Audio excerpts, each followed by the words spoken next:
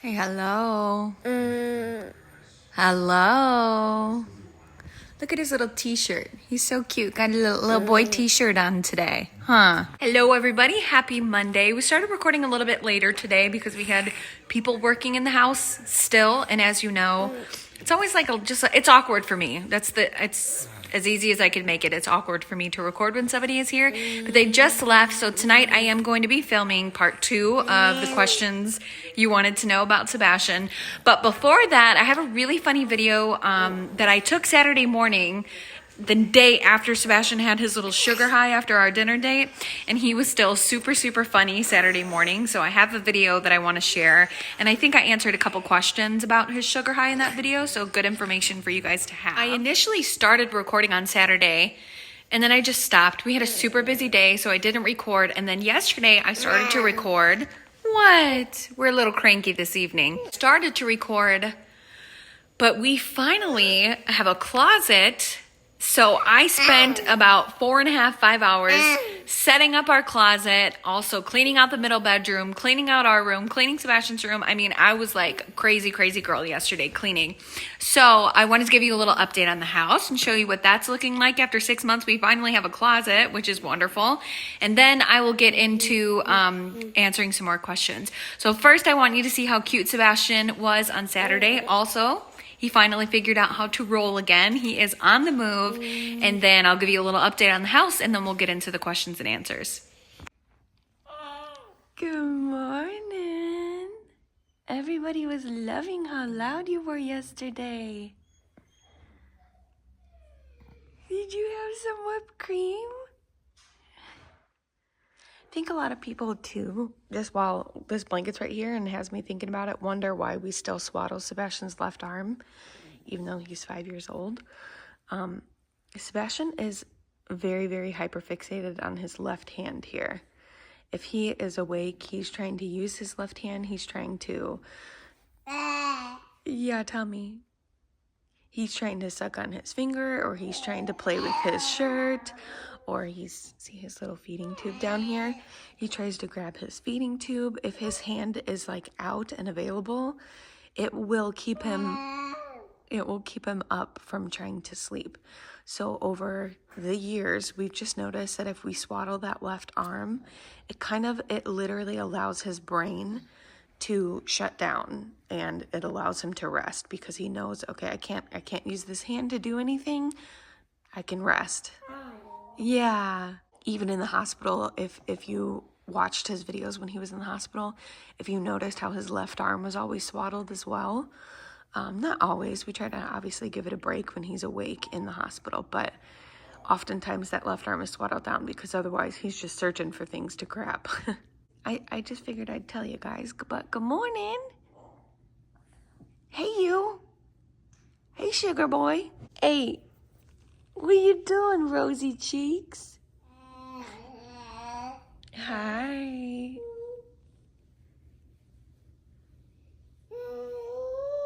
You singing? I love that.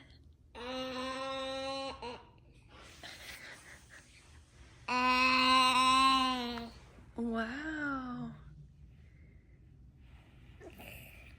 What? What? He sure is finding his voice these days.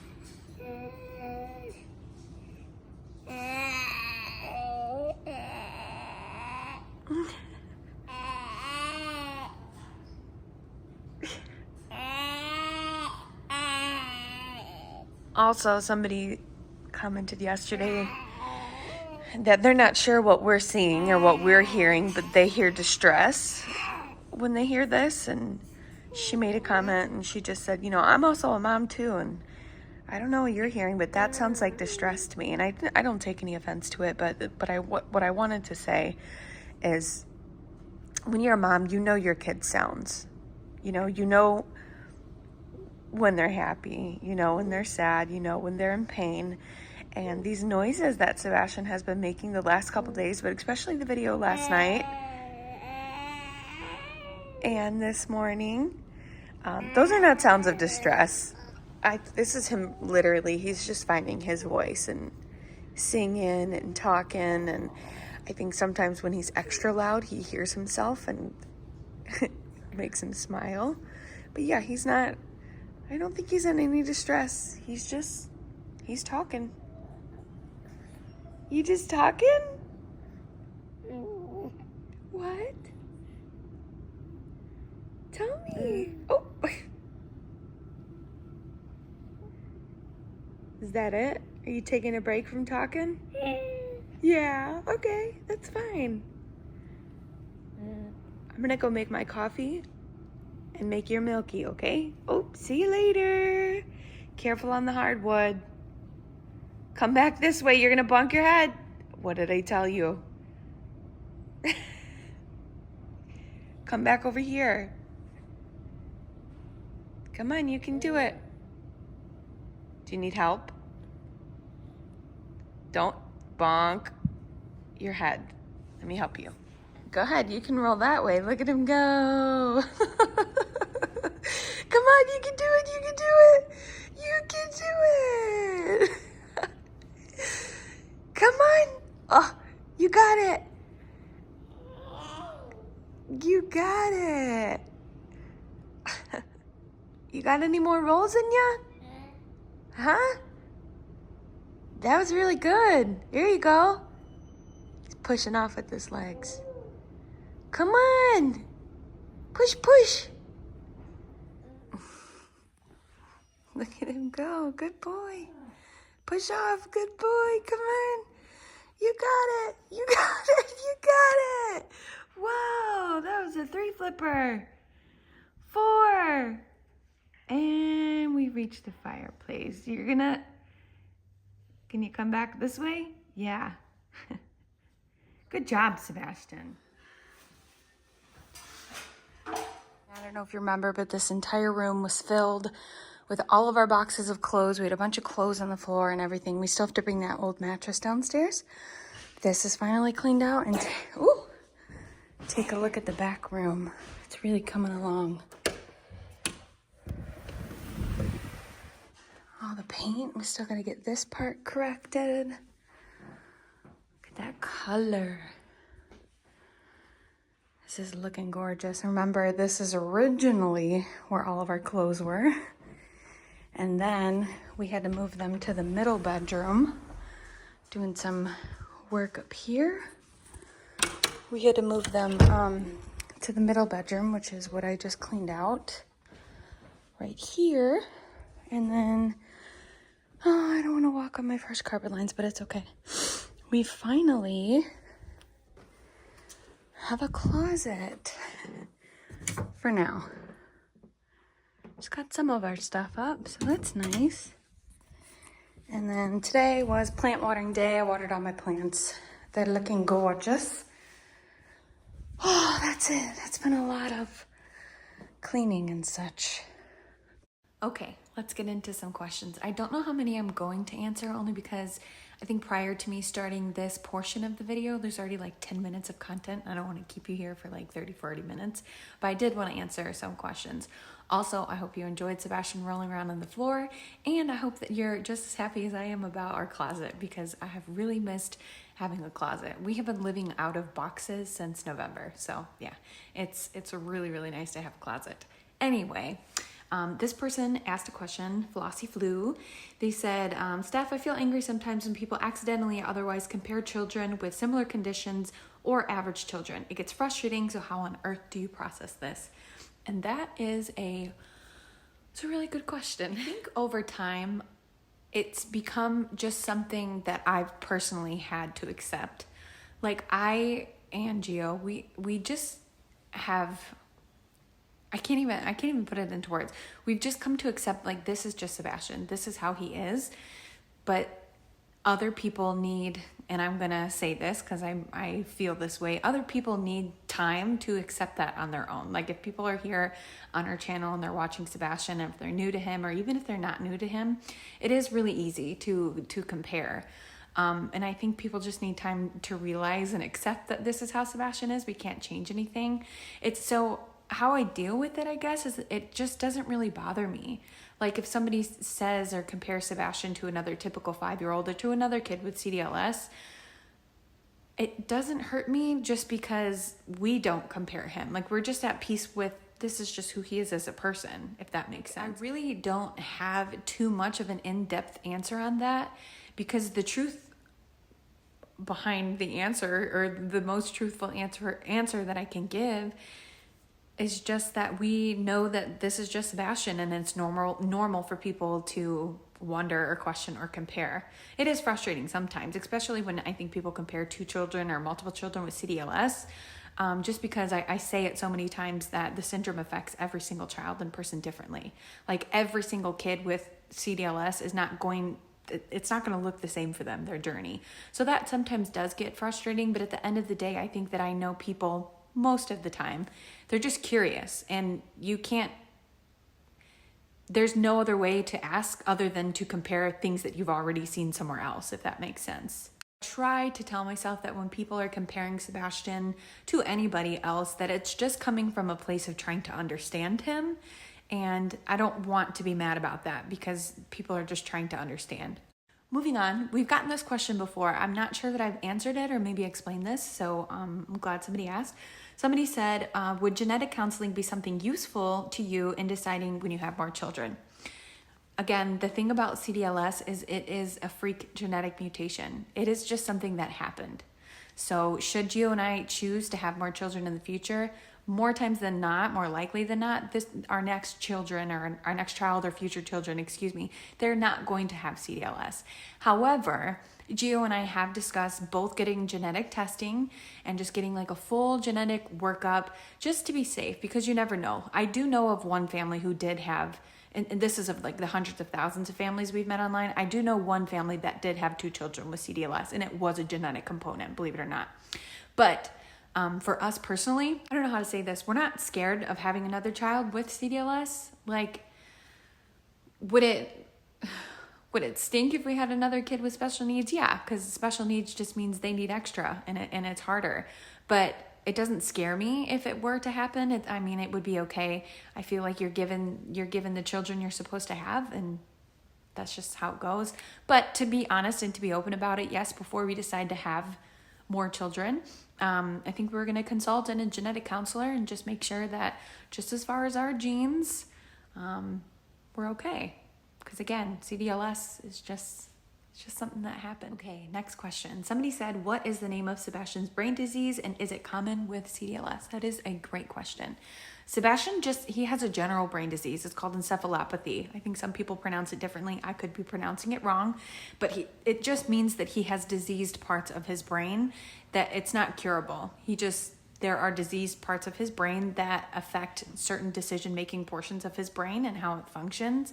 And it is actually, as far as I know, it's not common to have CDLS and separately have a brain disease. CDLS affects how children's brains work and their development, but I don't think it's common that children with CDLS also have a brain disease, as well as cardiac history. Most children with CDLS don't also have congenital heart defects. These are all separate things in Sebastian's diagnosis.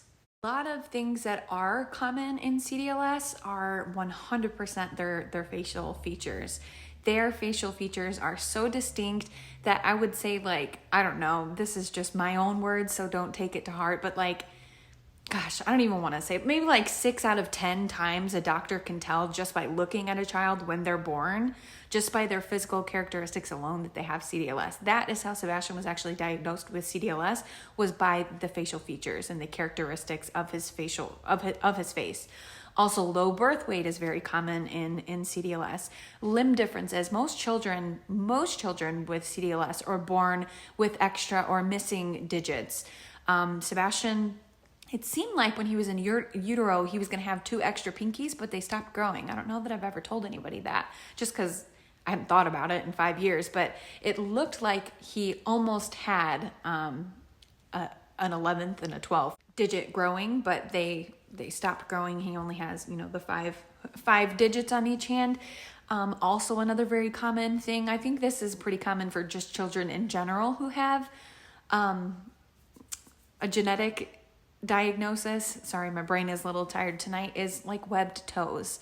That is something pretty common. It's not, again, the syndrome affects everybody differently. I can't say that enough. But Sebastian does have 2 of his toes on both of his feet that are webbed. Those things are common. But having CDLs and a brain disease, and especially having heart disease, they're not very common, is what I'm trying to say. Moving on. Somebody said, "Hi Stephanie, I wanted to ask if you have had a situation when a stranger did or said something to you when seeing or meeting you guys in Sebastian that made you happy and uplifted your mood." Believe it or not, yeah, like all the time. I feel like Sebastian is such a light in this world, and I'm not saying that just because he's my son, but he is such a light, and I truly believe he was put on this earth to make a difference and to make people smile.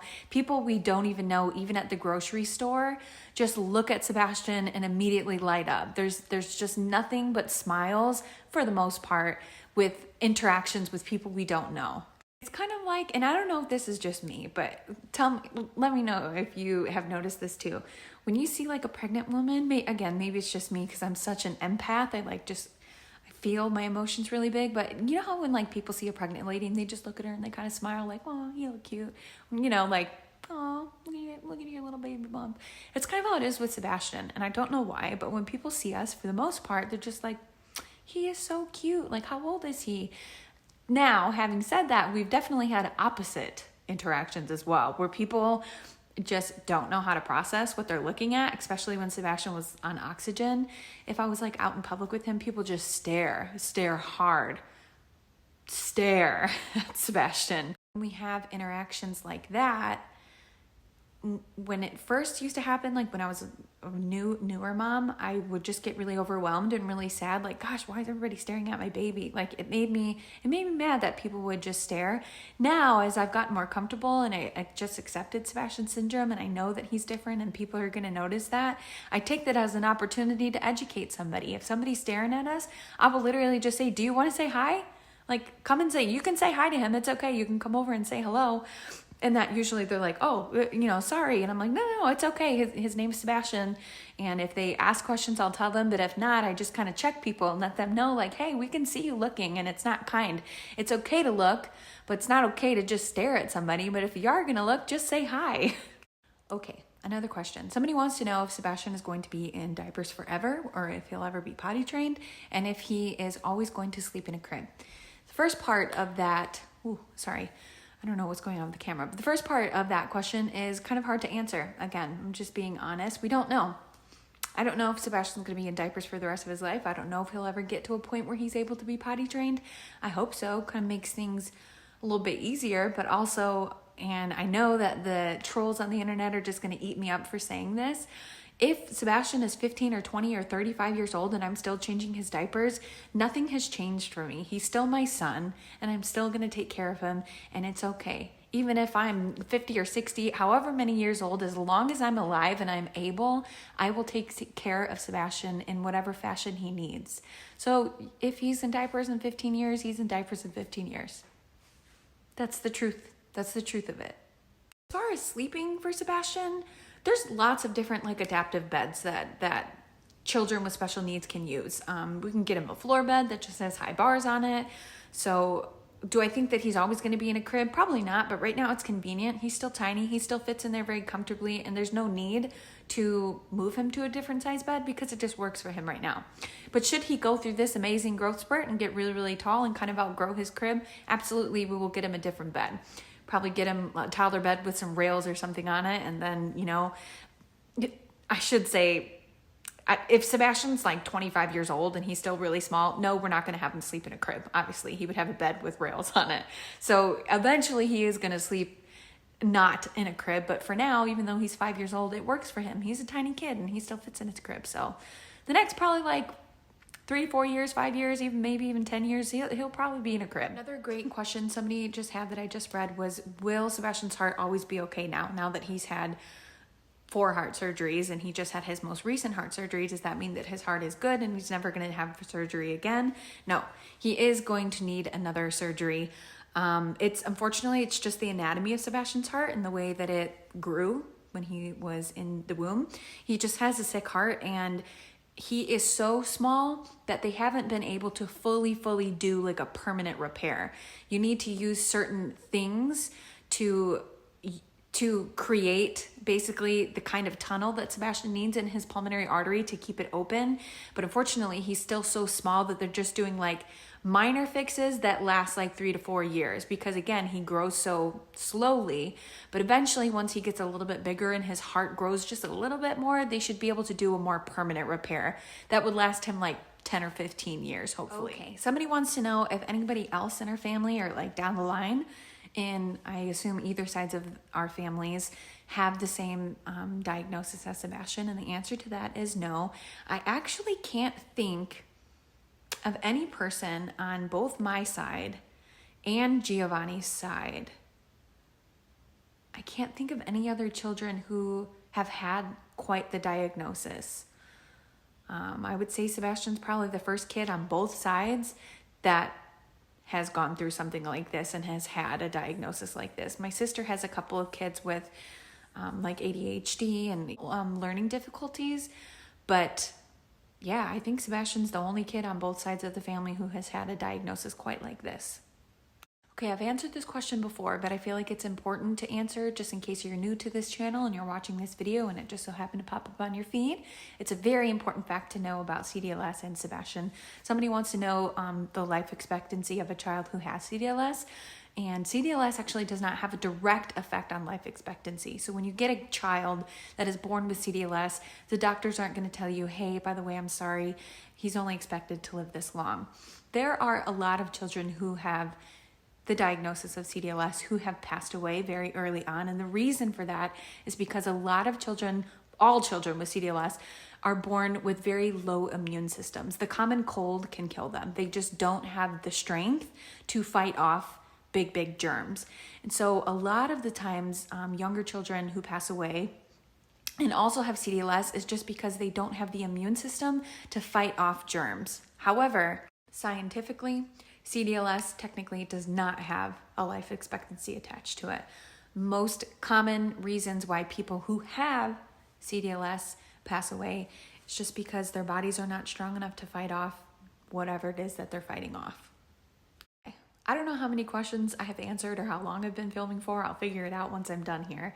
But I'm going to leave you with this last question. And somebody wants to know if we would ever be interested in doing a meet and greet. And I don't know if that means with like people who follow our channel or other people with his syndrome. But just speaking, I would love to meet anybody as long as you're kind and nice to us. I would love to meet anybody. But then on the CDLS side, the CDLS Foundation actually does do like meet and greets where all of the families get together and there's like lessons about just giving out medical information, and it gives families an opportunity to meet and share their stories.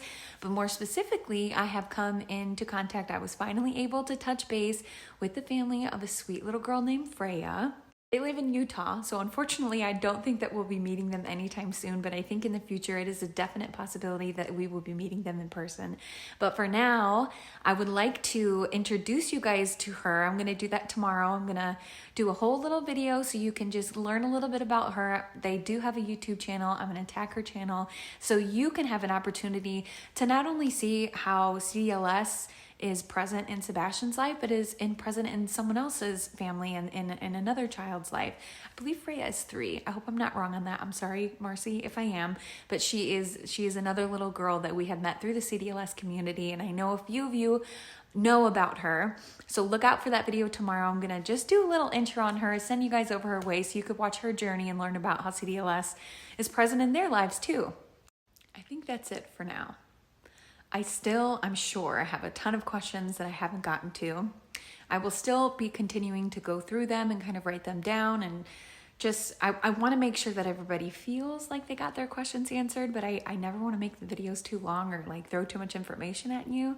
So just once again, I wanted to say thank you all of your questions. For the most part, you've all been very kind and just so wonderful to my family. And it makes me feel like I have such a purpose when you guys ask questions about Sebastian. Obviously, he's my kid. I love talking about him, but I love that so many people get to learn about him and learn about his syndrome, and other families just come across our channel and see like, yeah, we got this kid with this really big, scary diagnosis, but life is still really good. it's still really, really good. And I would not have that opportunity to have this channel and reach so many people if it weren't for all of you. So I just wanted to say thank you. And I really appreciate you guys for not only loving on me, but giving so much love and respect to Sebastian. I really feel like he was just put on this earth to make a difference. And sometimes I don't feel like we're doing that, but other times I really feel like, I don't know, this is where, for some reason, this is where we were meant to be. And I love this community, and I just want to take a second to say thank you again. Anyways, I'm going to edit this video and put it out, and we'll see you most likely tomorrow. Definitely tomorrow. We're going to talk about Freya tomorrow. Okay, have a good night. Say good night, everybody. We'll see you tomorrow.